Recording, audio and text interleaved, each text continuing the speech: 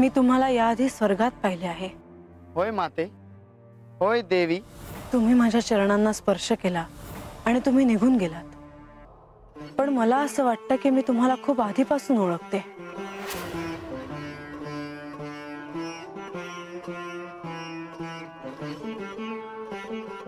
देवा,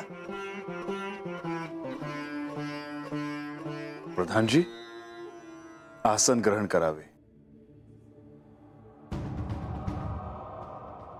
देवा, श्री म्हाळसा देवींची प्रकृती आता स्थिर आहे ना?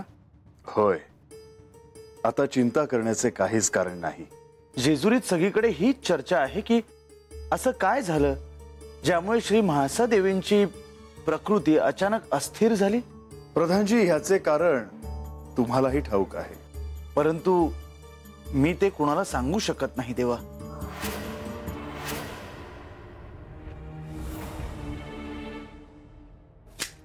नारायण नारायण। मुनिवर, प्रणाम देवा। प्रणाम प्रभू। कोणती वार्ता घेऊन आला आहात? त्रिमूर्तींपासून काय लपून राहणार आहे आणि मी तुम्हाला काय वार्ता देणार? श्री खंडेरायांनी माझ्यावर जे दायित्व सोपवले आहे त्याबद्दलच विचारणा करायला आलो आहे। आख्यानात पुढे काय होणार आहे ह्याची सर्वांनाच उत्सुकता आहे, पण तुर्तास तरी म्हाळसेची प्रकृती स्थिर होणे अत्यंत आवश्यक आहे। हो, श्री कार्तिकेय यांची या जेजुरी गडावर भेट झाल्यामुळे हे असे घडणे स्वाभाविकच होते। श्री म्हाळसा देवींची प्रकृती बरी झाल्यावर आख्यानाला पुन्हा प्रारंभ होणार, परंतु मला असं वाटतं की श्री कार्तिकेयांचा उल्लेख श्री म्हाळसा देवींसमोर शक्यतो होऊ नये, नाहीतर पुन्हा काहीतरी विपरीत घडेल। तुम्ही अगदी योग्यच बोलत आहात। आपण असेच करायला हवे। काय झाले मुनिवर, तुम्हाला हा मार्ग अयोग्य वाटतो आहे का?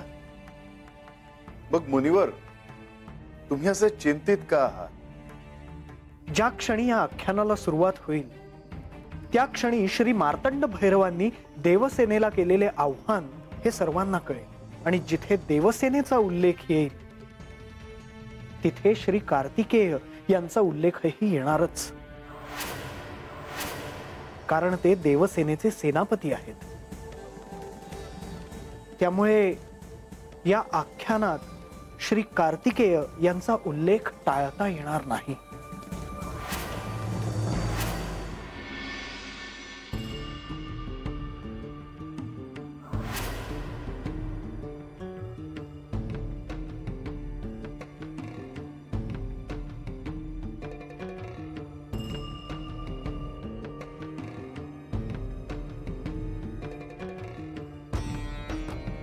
प्रधानजी,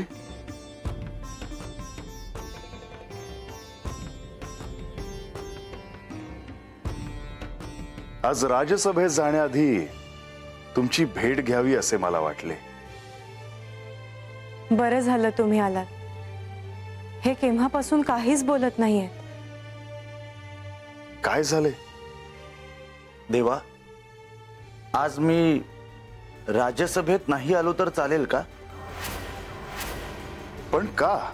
देवा, आज आख्यानात कार्तिकेयाचा विषय निघणार, किंवा श्री म्हाळसा देवी त्याच्याबद्दल नक्कीच काहीतरी विचारणार। हो, त्या काल मला देखील विचारत होत्या। एका अर्थानं मी काल पहिल्यांदा असत्य बोलले।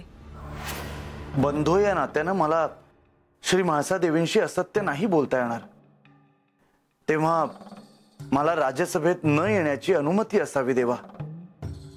आणि लक्ष्मी देवी, आपण?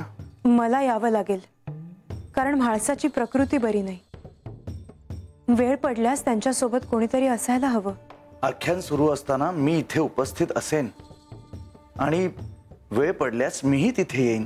पहिल्यांदा तुम्ही असे म्हणत आहात, याचा अर्थ त्यामध्ये काहीतरी तथ्य असावं। नाही, मी तुमची इच्छा नाही मोडणार। तुम्हाला जेव्हा राजसभेत यावंसं वाटेल तेव्हा तुम्ही अवश्य यावं। येतो मी।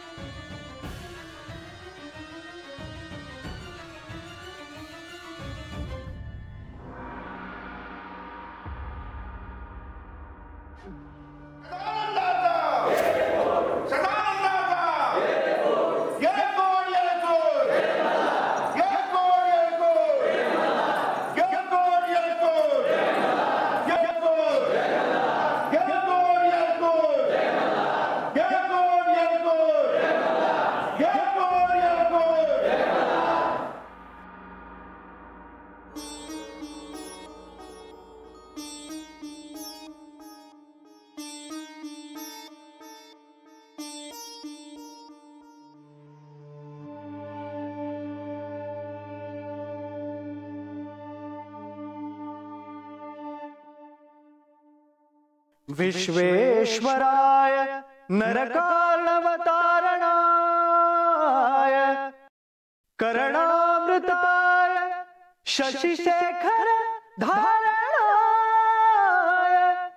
कर्पूरकांती धवलाय जटाधराय दारिद्र्य दुःख दहनाय नमः शिवाय।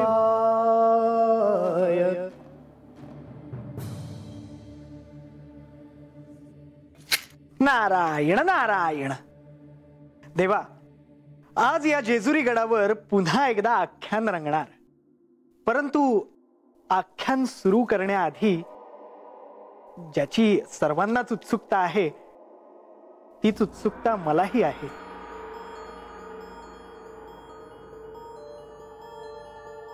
मुनिवर, कसली उत्सुकता? देवा, तुम्ही, श्री म्हाळसा देवी आणि बानू इंद्रदेवांच्या आमंत्रणाचा स्वीकार करून आपण स्वर्गलोकी गेला होतात, आणि त्यामुळेच हे आख्यान अल्पकाळासाठी थांबले होते। तुमची स्वर्गलोकीची यात्रा कशी झाली याची उत्सुकता सर्वांनाच आहे। स्वर्गलोकाची उत्सुकता सर्वांनाच आहे, ओढ आहे।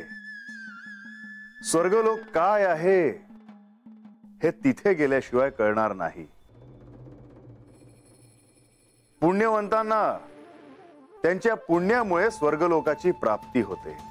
आम्ही स्वर्गलोकी जाऊन आलो, तिथे इंद्रदेवांनी आमचे यथोचित स्वागत केले।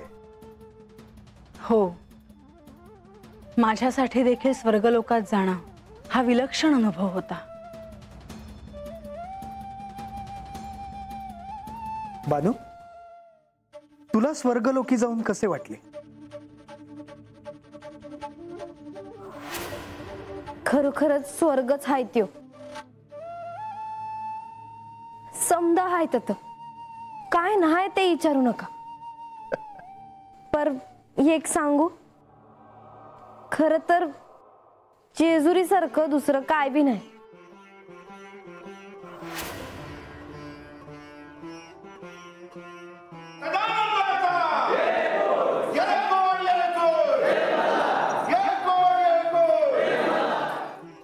नारायण नारायण।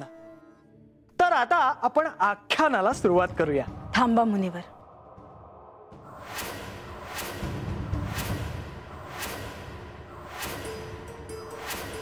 मला ठाऊक आहे की आख्यानात पुढे काय घडणार आहे ऐकण्याची सगळ्यांनाच उत्सुकता आहे, पण त्यापेक्षा अधिक महत्त्वाच्या गोष्टीची मला ओढ लागली आहे।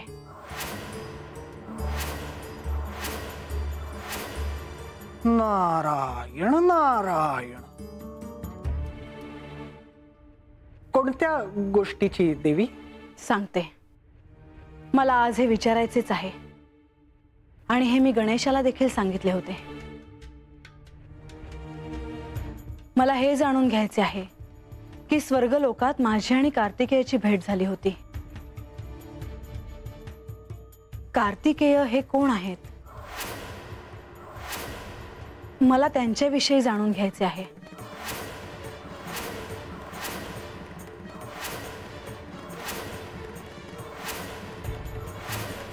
नारायण नारायण। हे प्रभो, देवा, आता तुम्हीच मला या धर्मसंकटातून वाचवा।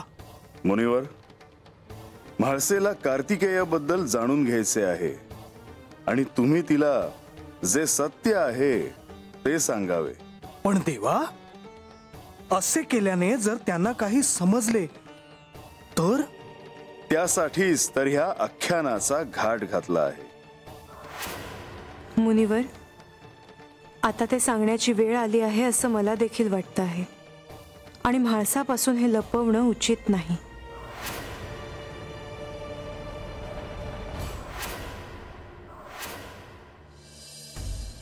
नारायण नारायण।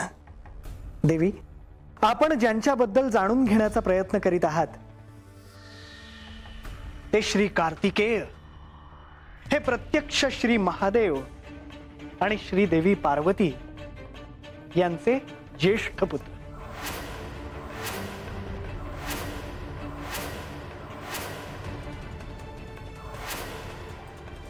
मग मला हे आधी कुणी का नाही सांगितले? माझ्यापासून हे का लपवून ठेवलं? माते, तुझी इच्छा आहे ती पूर्ण केली जाईल.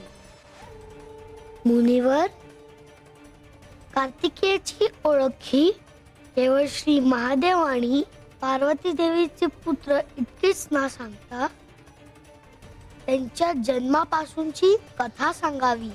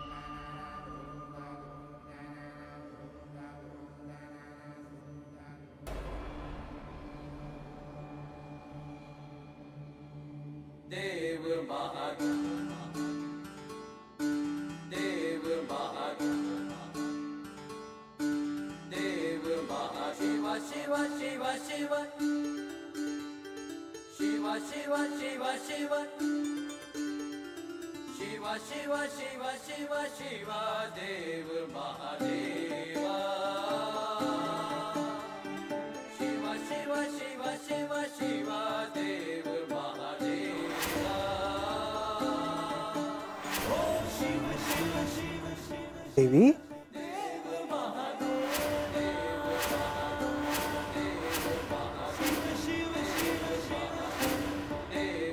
म्हाळसा, म्हाळसा काय झालंय? मला काही कळत नाहीये. अचानक अस्वस्थ झाल्यासारखं वाटतंय. मला मला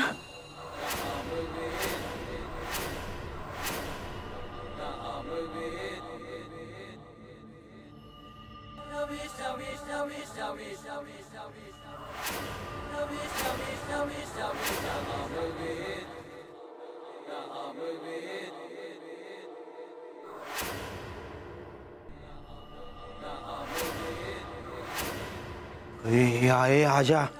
अरे काय झालं माणसा दिवसनी? अरे आता मी तुला काय सांगू, मला तर काय बी कळणं झालंय बघ. भानू, म्हाळसा देवीसनी काय बाय आठवलं तर नसेल ना व? कोणास ठाव. म्हाळसा, अगं नाही का, मागच्या वेळेला तुला बी भवळ आली होती आख्यान ऐकताना, ठाव आहे ना व?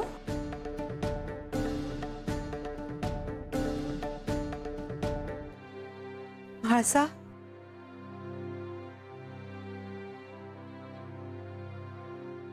धन्वंतरी हे माझेच प्रतिरूप आहे आणि ह्या क्षणी श्री म्हाळसा देवींच्या प्रकृती स्वास्थ्यासाठी मलाच काहीतरी करायला हवं. बंधू म्हणून माझे ते दायित्व आहे.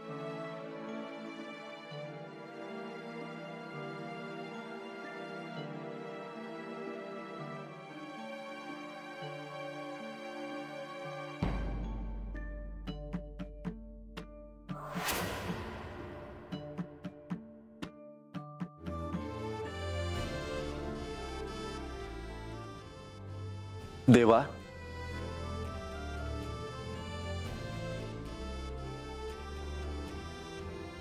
धन्वंतरी, तुम्ही?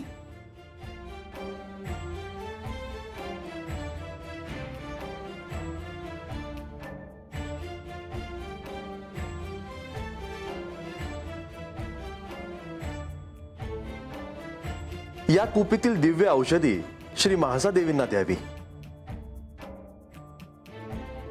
घ्यावे. म्हाळसा,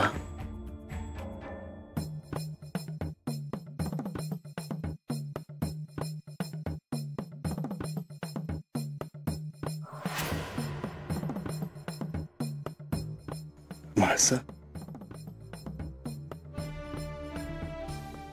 म्हाळसा.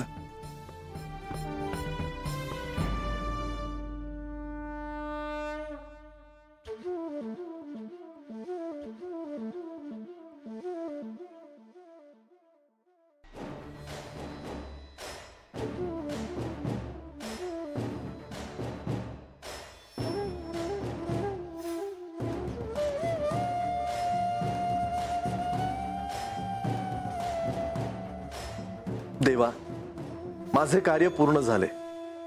आपली आज्ञा असावी.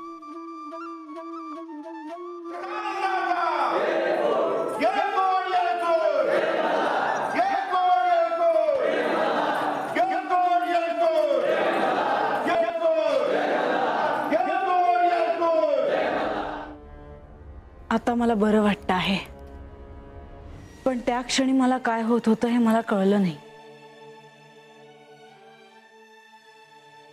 पण आता तुला बरं वाटतं आहे ना माते? होय. नाहीतर आपण खरोखरच आख्यान थांबवूयात देवी. मुनिवर, आख्यानात पुढे काय घडणार आहे याची मला देखील उत्सुकता आहे. तुम्ही आख्यानाला सुरुवात करावी. जशी आपली आज्ञा देवी. नारायण नारायण. कृतयुगातील या शिवलीलेत श्री महादेवांनी श्री मार्तंड भैरव अवतार धारण केला.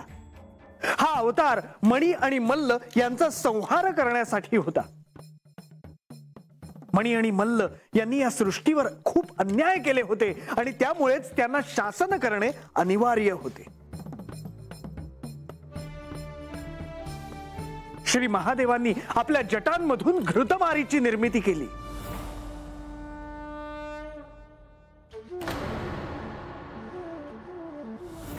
आणि या घृतमारीने मणी आणि मल्लाला युद्धाला बोलवले.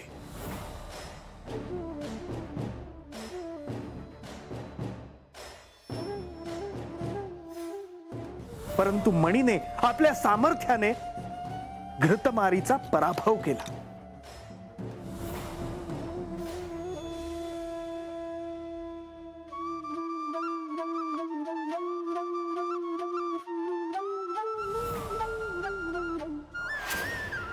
घृतमारीचा पराभव झालेला पाहून सर्व देव भयभीत झाले आणि त्यामुळेच श्री महादेवांनी मार्तंड भैरव अवतार धारण केला.